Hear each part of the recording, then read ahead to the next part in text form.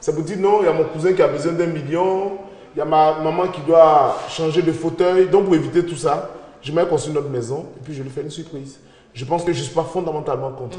C'est une question, je le dis, si ce qui a été gagné dans le secret est utilisé à bon escient, pour moi, personnellement, en tant que docteur Bou, ça ne me gêne pas. Sur la base de quelques situations malheureuses ou malencontreuses que j'ai connues, c'est-à-dire quelqu'un a eu de l'argent, ils sont là habituellement, ils n'ont rien, et puis subitement quelqu'un vient donner 10 000 ou 100 000, ils sont aux anges, il vient dire madame j'ai ça, en fait ça peut se faire dans les deux sens. En ce moment-là, on commence à dire non, ma maman a ceci, maman doit changer ses chaussures, mes enfants doivent aller dans telle école. Donc pour éviter les histoires, le gars dit, moi voici mes objectifs, et je pense que parfois ce sont des objectifs sains pour la famille. Très bien. Mademoiselle Traoré ou Madame Traoré Salimata est en ligne, elle nous appelle de Koumassi. Allô? Oui, bonjour. Bonjour Madame Traoré. Je participer à l'émission là. On vous écoute. Moi je pense bien que monsieur et madame n'ont même pas fini de faire un projet. Le plus urgent, c'est de parler de nos projets. On n'a pas à se dire la vie qu'on a menée avant. Parce que l'homme étant ce qu'il est, la femme étant ce qu'elle est, il suffit d'un petit bobo pour étaler ça. Parce que quand il y a des problèmes, chacun veut faire mal à son camarade. Donc moi j'estime que vraiment dire ce qui s'est passé à son conjoint là, moi j'estime que ça n'a pas d'importance. Dès l'instant qu'on a changé, on a décidé de changer de vie, de mener une nouvelle vie. Donc on va parler de nos projets et puis de l'avenir de nos enfants. Moi je trouve que c'est largement suffisant. Merci beaucoup. Merci. Bonne journée à vous. Vous voyez que ça pose la réalité du problème, qu'on est inquiets nous tous. Enfin, la société est inquiète. On a tous des cadavres dans le voilà, placard. Ça, on a tous des choses dont on n'est pas très fiers. Oui, dont on a besoin que personne. Mais la culpabilité, nous intervenant du moins dans notre vie, on se sent dans l'obligation de se libérer en parlant à une tierce personne. Malheureusement, les personnes qui sont censées être les bien placées pour nous comprendre, c'est-à-dire notre mari ou notre femme, il y a même un doute réel, parce que comme la dame l'a dit, et je partage à 100% ce qu'elle dit, en général, quand il y a un conflit entre des personnes, que ce soit des amis ou dans un couple, le souci de l'un ou de l'autre, c'est d'avoir le dessus en faisant le plus mal. Donc, dans un mouvement de colère ou dans un état de colère incontrôlé, tout sort même sur la place publique. Je vous dis, j'ai entendu des gens injurier leurs femmes devant des gens dans des situations des plus inacceptables. Alors, docteur, ouais. Quand on choisit de se confier à des personnes extérieures à la famille, hein, donc on a une amie, un ami, comment choisir ce confident-là justement? Est-ce que cette personne doit être elle-même irréprochable? Est-ce que c'est en fonction de ses qualités qu'on décide? Parce que finalement, quand on a une personne en face de soi qui est tout le temps en train de critiquer ou de rapporter ce que les autres ont dit, non, moi, on peut se dire immédiatement se dit qu'on ne peut pas. C'est qu'il va le dire pour toi. Forcément, parce qu'il y a des gens, comme on dit, quand vous voulez savoir comment est-ce que les gens parlent de vous dans votre dos, écoutez comment ils parlent des autres quand les autres sont pas là. Donc quelqu'un qui est tout le temps en train de dire « Ah, celui-là m'a dit ceci, m'a dit cela », n'y allez pas, franchement. Non, il n'y a pas de calcul à faire. Il n'y a pas de calcul à faire. D'accord. Monsieur Yapo Dabengourou est au téléphone. Allô? Oui, allô. Bonjour, monsieur Yapo. Oui. On vous écoute.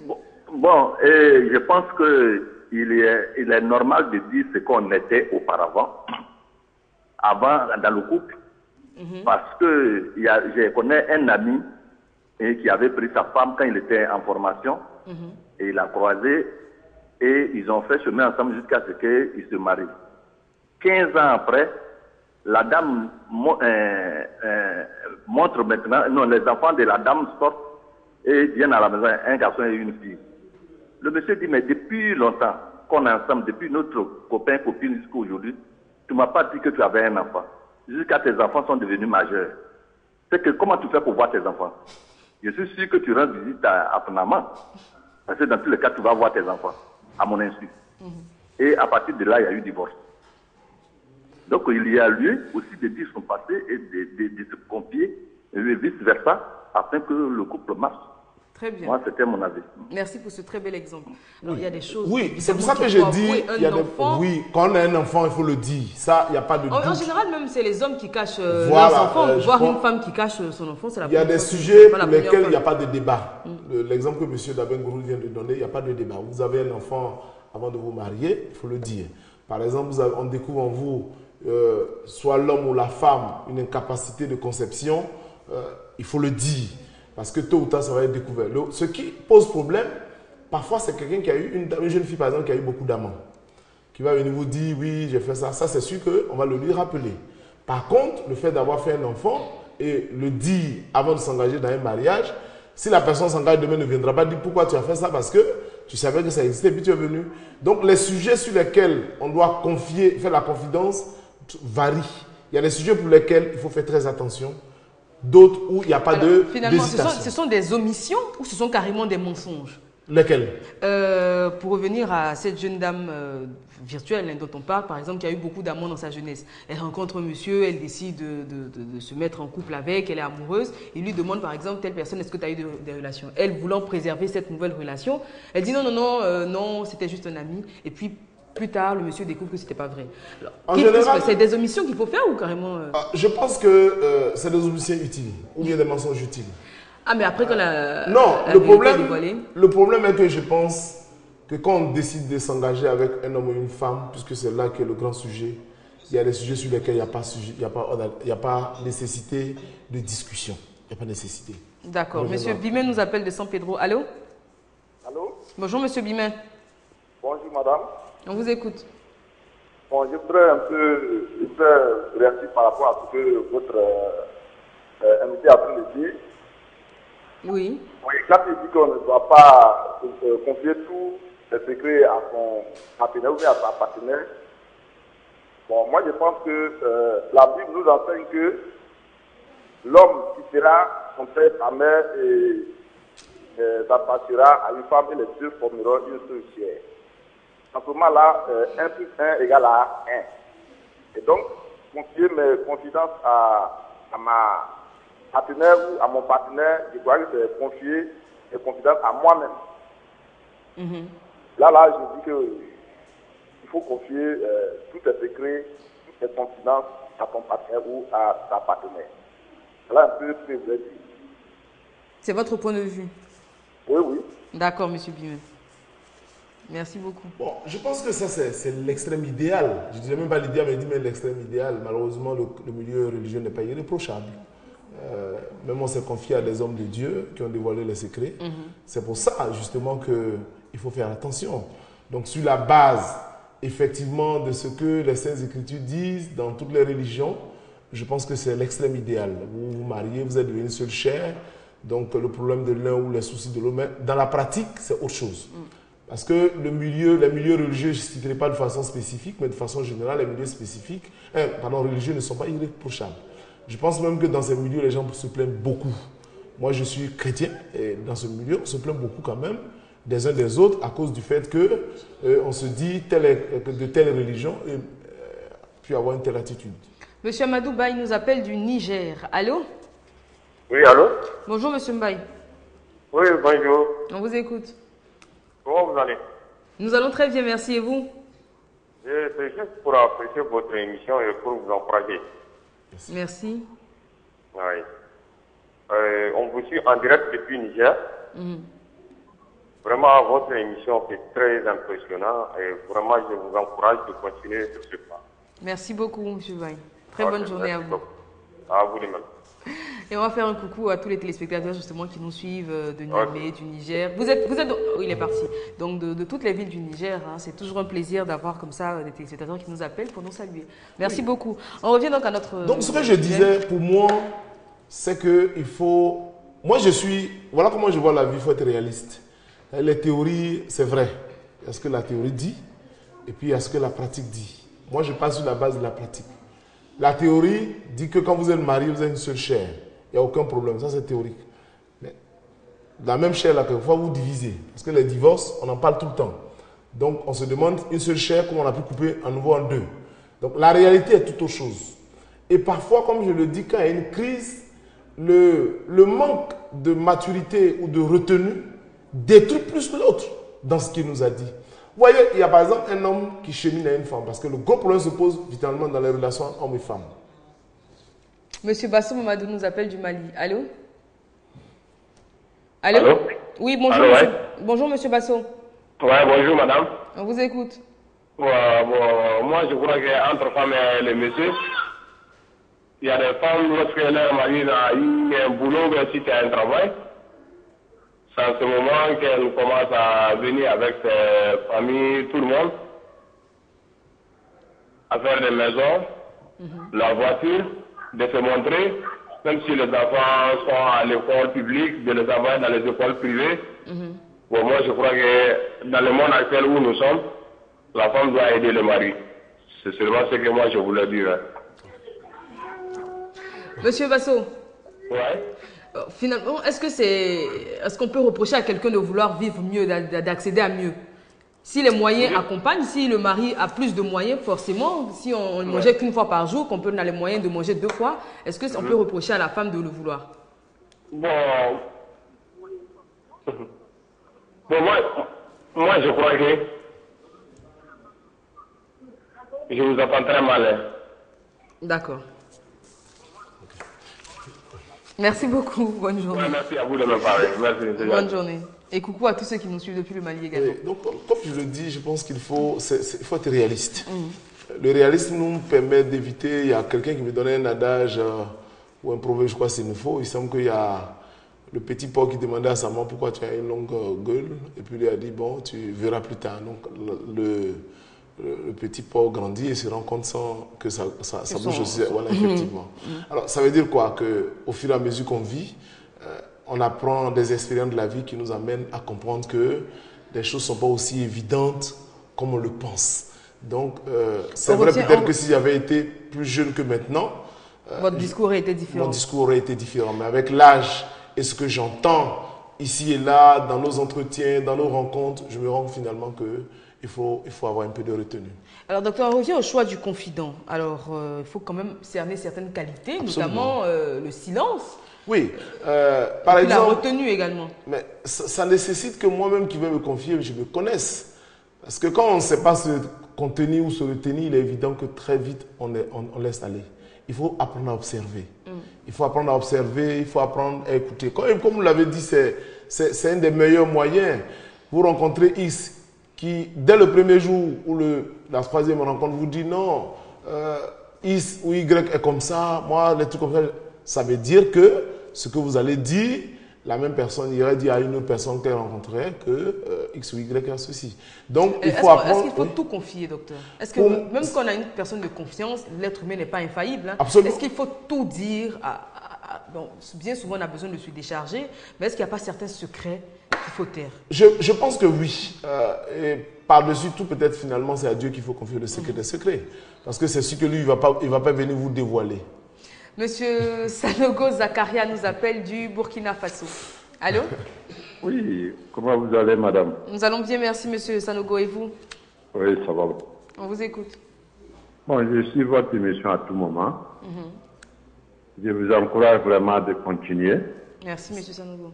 Mais ce qui concerne le foyer, il faut vraiment qu'il y ait 2 ententes entre la femme et puis l'homme. Parce que quel que soit le problème, vous aimez quelque part avant de venir dans la famille. Quand ça ne va pas, ce n'est pas la peine de faire sortir ça dehors. Même quand ça ne va pas chez le monsieur, la femme doit comprendre. Même quand ça ne va pas chez la femme, le monsieur aussi doit comprendre. Va à l'entame à l'éducation des enfants. Si vous voulez chamailler, amener des voisins de gauche à droite, en fait, ce n'est pas pour le mariage en tant que tel, c'est pour vous lapider dans le monde entier. Parce qu'ils vont venir vous voir. Chacun va dire de gauche à droite. Ils vont dire non, c'est que, combien les enfants qui sont à côté de vous, ils vont penser comment le maman a réagi, ou bien le papa a réagi. Vous voyez ces 2 problèmes-là, c'est une question vraiment. Dans le mariage, il faut vraiment qu'il y ait une entente avant. Je ne sais pas comment expliquer parce que c'est tellement profond. Parfois, quand je regarde votre émission, j'analyse profondément avant de vous appeler. J'ai essayé une fois de vous appeler, bon, ça c'est dans un autre cas. Mais bon, je vais vous laisser. Je ne suis pas seul au téléphone. Je remercie également le monsieur qui est à côté de vous. Merci. Apparemment, et vous-même. Vraiment, je vous encourage de continuer comme ça et donner des conseils aux couples qui aiment se chamailler tout le temps. Les gens regardent de gauche à droite, c'est pas intéressant. honnêtement. D'accord. Merci beaucoup, Voilà, monsieur je vous Sanama. remercie. Bonne journée. Puis on va saluer également Oui, nos frères le nos frères burkinabés. burkinabés qui nous suivent de Bobo du Lacio. Et actuellement d'ailleurs, de le Ouagadougou. gouvernement ivoirien s'y trouve. Tout à fait, il y a un sommet ivoire-burkinabé. Bon, on revient donc à comment choisir. Est-ce qu'il faut tout confier? Je pense que, Est-ce que tous les secrets sont je bons dirais à non. confier? Je dirais non. Il y a des secrets qui sont pour la vie, pour la survie. On se dit, bon, si on ne confie pas, demain on n'est pas là, ça peut créer des problèmes, par exemple, dans la famille. On peut confier à quelqu'un à qui on fait confiance. Donc, Monsieur Amasseke, pardon, on va prendre un coup de d'accord, fil. Monsieur Amasseke qui nous appelle de... Il est parti. Donc, parce que, comme je le dis toujours à mes amis, à ceux qui nous fréquentent, je leur dis, moi je vis la vie en réalité. C'est-à-dire que les théories, c'est vrai, mais la pratique nous emmène plus à mieux comprendre. Alors, et la pratique m'amène à dire que tous les secrets ne sont tous pas les bons à secrets ne sont confier. peut-être pas bien dits ou à dire à tout le monde. Alors, docteur, une fois, quand on se pose dans la position, se met dans la position, pardon, de confident, quand quelqu'un vient nous confier un secret, comment l'accueillir, comment l'écouter, puis comment réagir? Parce qu'il y a des secrets qui choquent quand même. Si une amie, par exemple, vient vous confier qu'en réalité, son fils n'est pas le fils biologique de son époux et que vous êtes la seule à le savoir, comment réagir? Oui, il y a des secrets effectivement qui nous mettent dans des situations délicates. Alors, savoir un tel mensonge vous met mal à l'aise. Aller dénoncer, ça fait une sorte de trahison. Parce que quand vous allez aller dire au monsieur que voilà ce que votre femme a dit, vous allez être indiqué comme l'auteur de la séparation parce qu'une séparation peut intervenir, comme le monsieur d'Abengourou l'a dit. Donc ça nous met dans une situation délicate. Mais en général, pour ce qui me concerne de façon personnelle, j'encourage la personne elle-même à l'exprimer. Non, Parce là, qu'un secret... on est le confident. C'est ce que On j'ai dit. dit. Dis à ton mari, elle dit Oui. non, je ne le dirai jamais, juste, même sur mon lit de mort, je ne le dirai pas. Ben, On n'a pas c'est- d'autre choix que de le garder. On est obligé de le garder contre son gré, mais ça va nécessiter de façon subtile de demander l'avis de beaucoup de gens sans désigner Nommément la nommément personne. voilà la personne qui est venue. Monsieur Kone Seydou nous appelle du Mali. Allô? Oui. Allô, oui, je vous entends. Oui, bonjour Monsieur Kone. Bonjour. On vous écoute. Voilà, c'est la première fois que je coïncide avec cette émission. Oui, Je suis vraiment ravi. merci. Et j'aimerais apporter ma part de On vous écoute. vérité dans cette là. Il y a beaucoup de couples qui souffrent, mais pour autant, il n'y a pas de palabres. Parce Pardon? que la femme, il y a des couples qui souffrent, ça va être le mari qui souffre, mais il n'y a pas de palabres dans la famille. D'accord.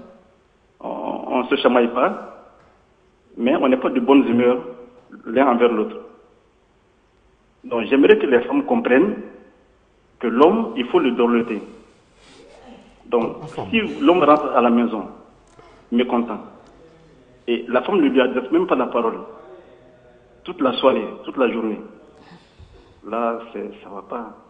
Donc je demande aux femmes vraiment... Monsieur Kone, Oui, oui. petite question, les femmes, on les dorlote quand? Les hommes, c'est les hommes qu'il faut dorloter.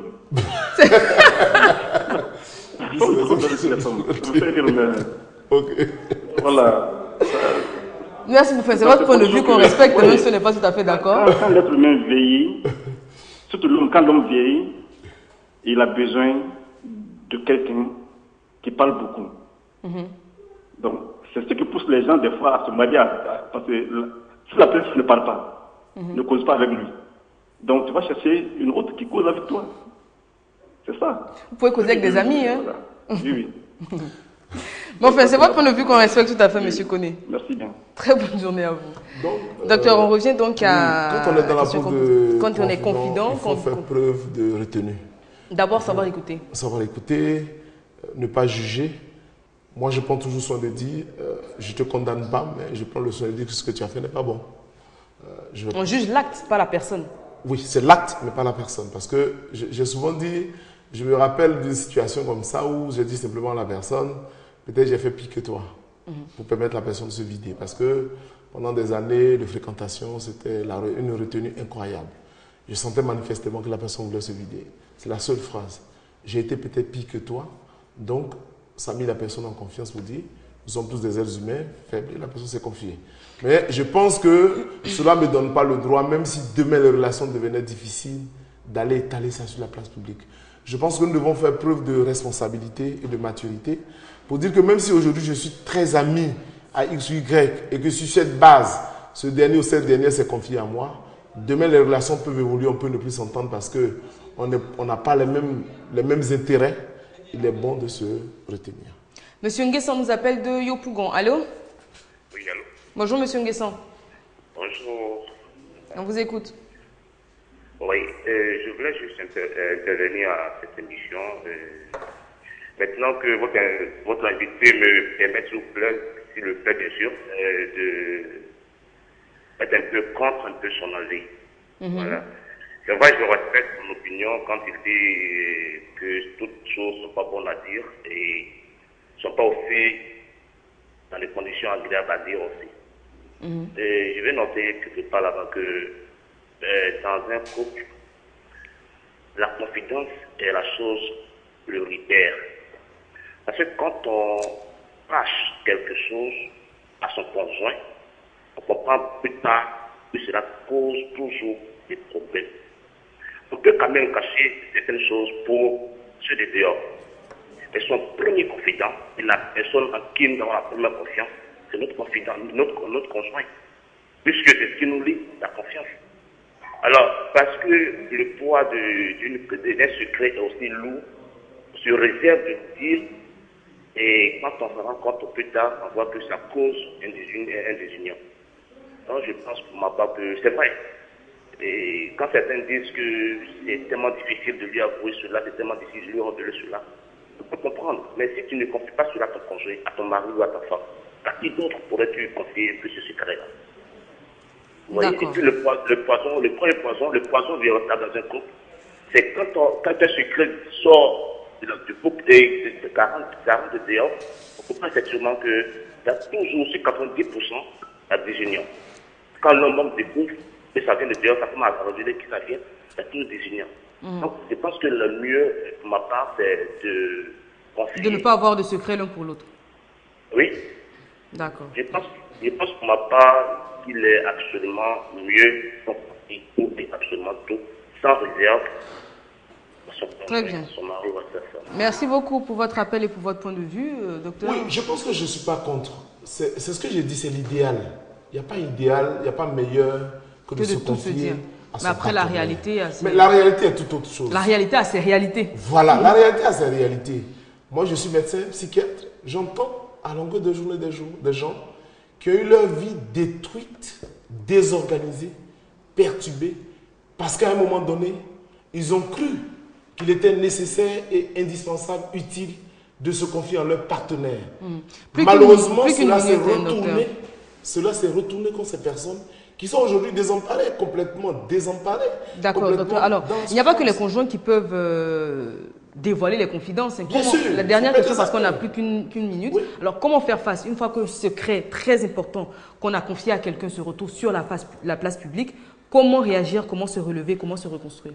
Une des choses, c'est de savoir, si vous connaissez la personne, c'est de parler à la personne pour lui d'abord exprimer votre mécontentement et secondément d'assumer.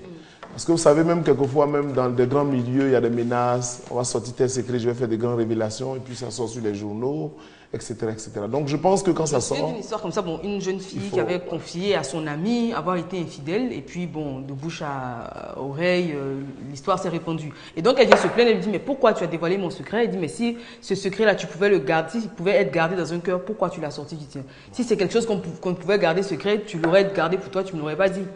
Oui, parce que comme je le dis, on est toujours animé par l'intention de faire mal à l'autre et d'avoir le dessus. En fait, c'est ça la réalité de l'homme. Je pense qu'on aura peut-être l'occasion de revenir là-dessus parce qu'il y a des conséquences qu'on n'a pas pu aborder. Alors mais justement, je souhaite... demain, docteur, vous ne serez pas là parce que vous serez en déplacement. Oui, donc, si vous voulez, la semaine prochaine, on reviendra en loin là. Je propose vraiment parce que c'est un sujet assez délicat et important. Très bien. Merci beaucoup pour votre présence. Demain, on aura un juriste sur ce plateau. Donc, préparez toutes vos questions juridiques dans tous les domaines. Le téléphone sera ouvert, donc vous pourrez poser vos questions et puis il y répondra. On se dit à demain donc. Cette émission a été réalisée par Patricia Yeo. Merci à toutes les équipes qui ont travaillé à sa réalisation. On se retrouve demain à partir de 13h15 sur RTI2. Restez sur notre chaîne. Nos programmes continuent.